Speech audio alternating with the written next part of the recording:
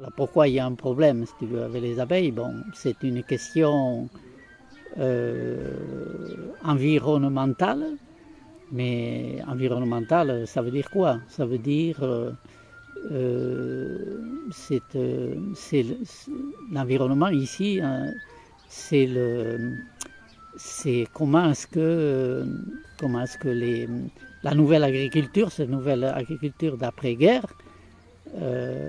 copiée sur le modèle américain, agriculture industrielle, qu'est-ce qu'elle a engendré, voilà, dans la modification de l'environnement, de moins en moins d'arbres, de moins en moins de haies,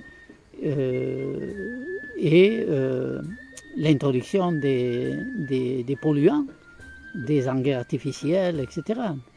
Et donc l'abeille, aujourd'hui, si tu veux, l'abeille, on se focalise sur l'abeille, mais pour moi l'abeille, tout le monde parle de ça, l'abeille, mais l'abeille, elle n'est pas comme si l'abeille c'était un en soi, si tu veux, comme si l'abeille, il n'y avait que l'abeille. Mais non, mais on ne peut pas parler, quand on parle de l'abeille, automatiquement, moi, ce que j'ai envie de dire, et ce que je dis, tu veux, bon, ça c'est après, quand même, ça fait 25 ans que je travaille dans l'apiculture, et j'arrive enfin là, donc 70 ans aujourd'hui, quand même, bon. Mais quand on parle d'abeille, il faut se dire, l'abeille, c'est nous. Tu vois, l'abeille, c'est nous. L'abeille, ça fait partie de nous. C'est une prolongation de nous, mais c'est nous aussi.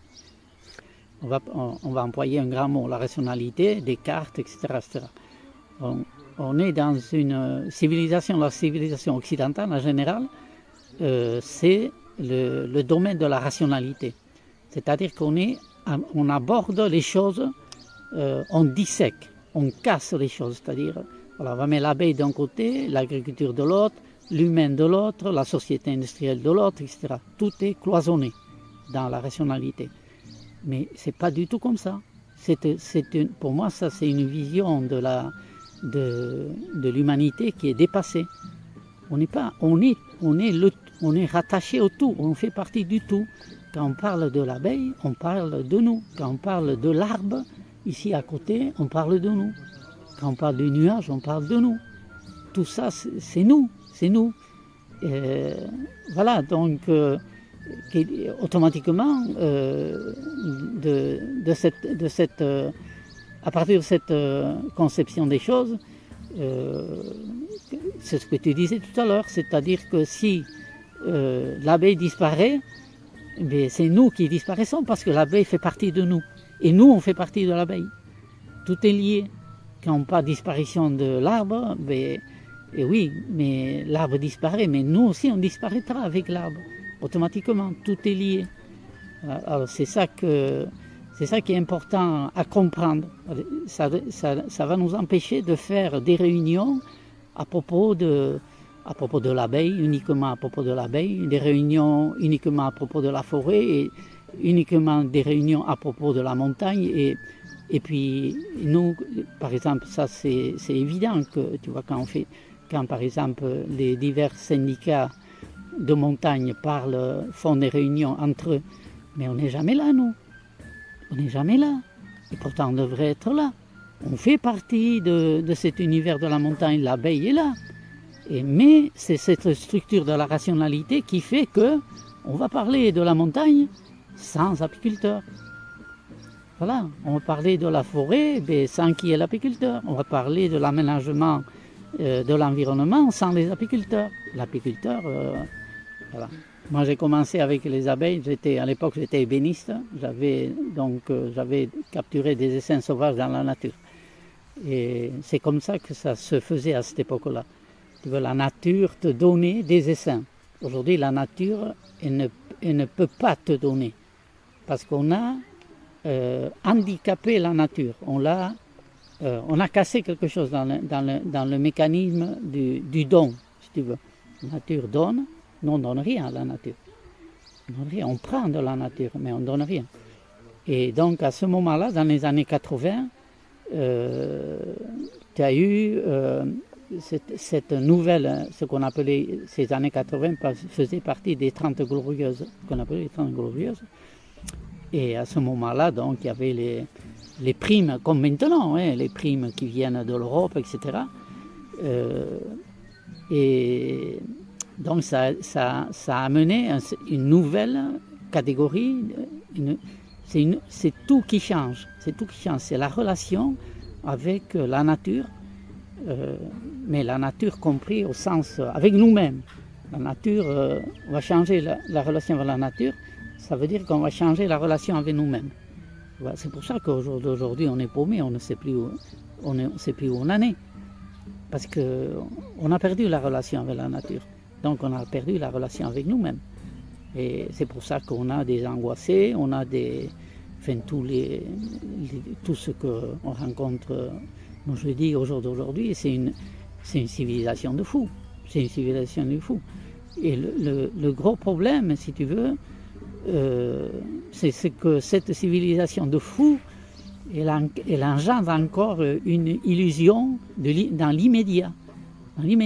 Voilà, dans l'immédiat. Et dans l'immédiat, elle nous fait, même sur le plan mondial, si tu veux, par le biais de la télévision, des satellites et tout ça, un Indien qui se trouve là-bas quelque part en Inde, un Africain qui se trouve au sud de l'Afrique,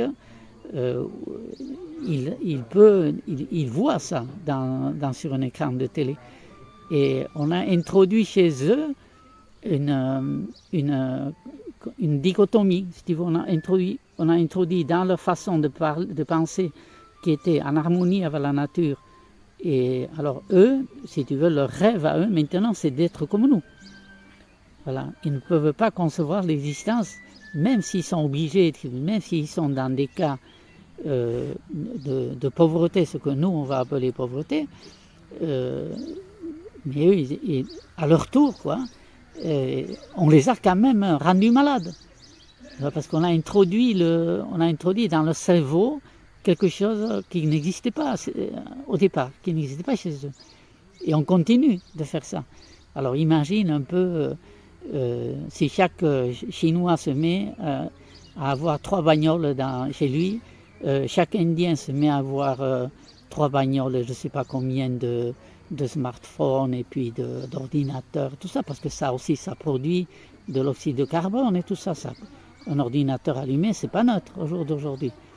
J'avais entendu parler là dernièrement que actuellement, avec tous les ordinateurs présents sur la planète, téléphone portable et tout, ça produit autant de réchauffement climatique que tout le circuit aérien mondial au jour d'aujourd'hui déjà.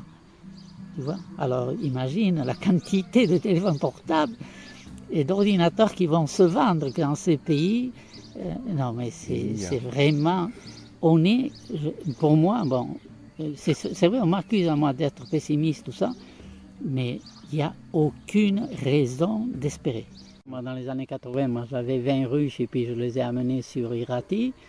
Et puis je me disais, bon, j'avais une petite voiture et puis je les ai amenées pratiquement 4x4, tu vois, et je me disais, j'étais content, je me disais, dans un environnement comme ça, ils vont me faire du miel super, tout ça.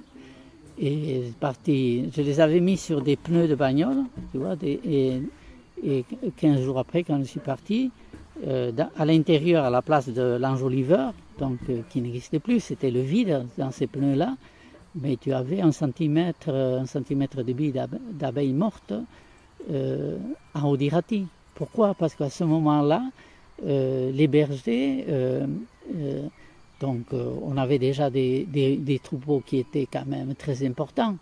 Et ils faisaient des baignades de brebis. Et dans les bains de brebis, ils utilisaient un produit qu'on appelle le lendan. Et ce lendan-là, donc une fois que les brebis, il y avait des milliers de brebis qui étaient baignées, et après c'était libéré dans la nature. Et ça faisait une mare. Et donc les abeilles, pour boire, elles vont chercher des endroits où c'est des mares, parce qu'elles peuvent aller dans des bords de ruisseaux, mais elles ont le risque d'être emportées par le courant, etc. Et puis la mortalité d'abeilles dans les années 80 déjà. Mais il y a eu des polluants bien avant ça. Il y a eu le DDT, tout ça qu'on mettait dans le pieu pour dans les lits pour tuer comment on appelle, les puces et tout ça. Moi, j'ai connu tout ça. Ils mettaient cette poudre dans le lit, puis nous rentraient dedans, tu vois, on dormait dans le DDT, carrément.